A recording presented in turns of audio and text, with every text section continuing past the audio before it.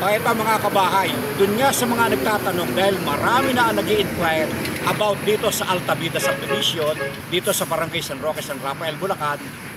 Tara, ano nga ba meron dito? Papakita ko sa inyo mga kabahay. Samahan nyo ako. Let's go!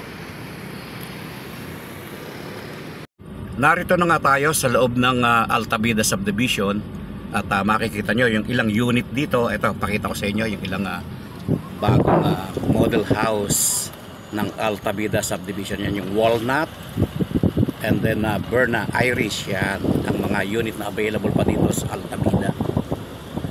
Pero pupunta tayo doon sa phase 4 kung saan makikita nyo yung maraming unit na available at free selling to. And hope ito, narito tayo sa phase 4 ng Altavida kung saan narito yung available na house and lot or lot only. Yan, makikita yung mga vacant lot na yan, available yan. At doon sa bandaron nandun yung mga available na house and lot, mga kabahay.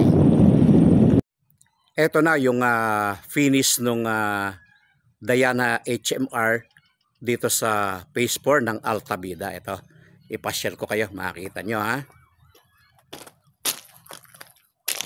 Ayan siya. So model unit, ayan makikita nyo yung lot area na floor area. Ito, papasukin natin para makita nyo na ito yung sala. Ayan. Ito yung comfort room. Ayan. Papanik tayo sa taas. Makita nyo kung anong meron sa taas. Ito, pre-selling to mga kabahayan. Pre-selling.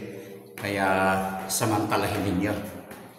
Habang mura pa at may discount pa pag ngayon kayo nagpa-reserve.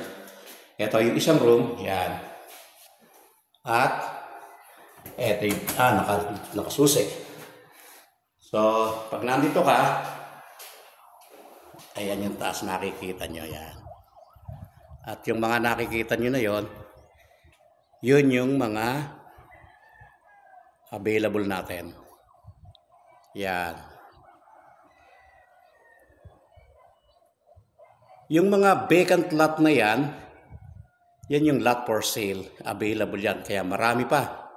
Pwede pa kayo mag-reserve mga kabahay.